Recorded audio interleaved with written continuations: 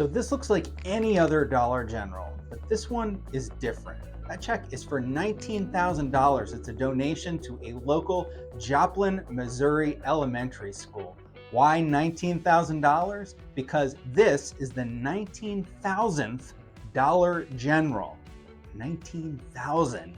It's a lot. My name is James Cook. I'm a researcher at JLL, and right now I want to tell you about 5 recent store openings that I think foretell the future of retail.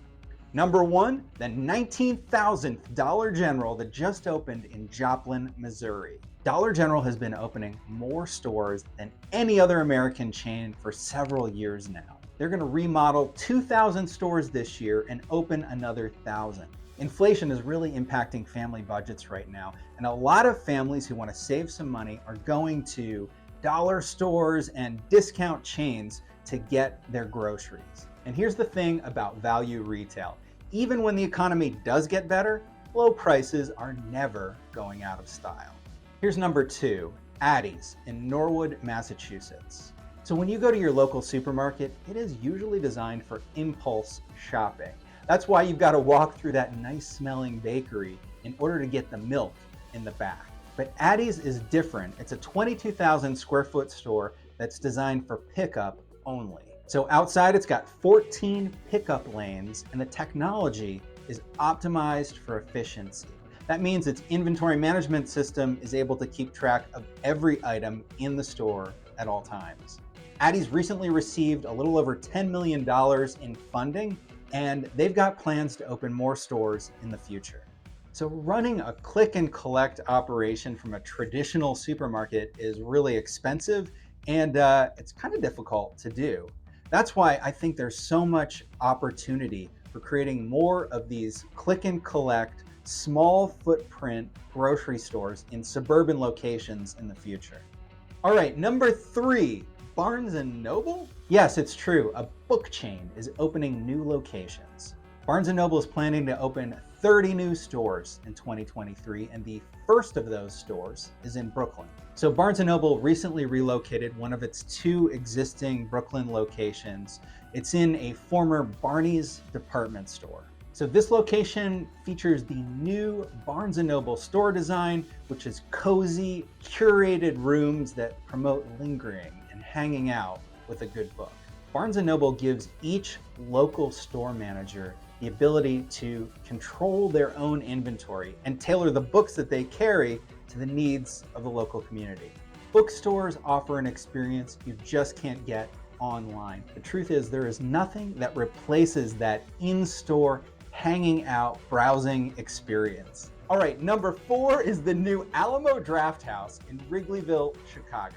This new Alamo Drafthouse is directly across the street from Wrigley Field, where the Cubs play. Alamo Drafthouse offers both blockbusters and those cool cult and indie films that you can't see on the big screen anywhere else. Alamo has a scratch kitchen. They make custom cocktails. They've got tons of beers on tap. And of course, all of that food is delivered right to your seat while you're watching the movie. So in a recent episode of my podcast, Where We Buy, I talked with Alamo's Chief Development Officer, Chris Drasba, and he explained to me that each Alamo is uniquely designed to fit that location. In the case of the Alamo in Wrigleyville, it's got some real Chicago flair to it, including a recreation of that scene from Ferris Bueller's Day Off when Cameron kicks his dad's car so hard that it flies out the window. So the theater of the future will offer things that you just can't stream at home on Netflix, which is really tough because you can stream almost anything at home at this point. But what it does offer is a communal experience with food and beverage and unique stuff that you just really can't find anywhere else. For example, at Alamo, they have this awesome video store where you can rent movies for free. And now for number 5, it's the latest Foxtrot in Farragut Square, DC. Foxtrot actually opened 2 locations in DC in January. Not long ago, I had a chance to tour a Foxtrot in Chicago, and I gotta say, I was impressed.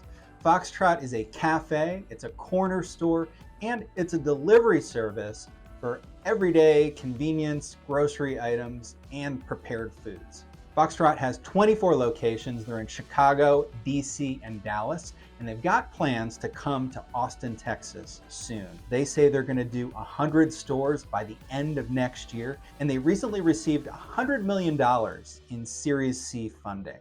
Well, if you know me, I've always said you've got to pick a lane. You've either got to offer convenience or experience. You can't offer both.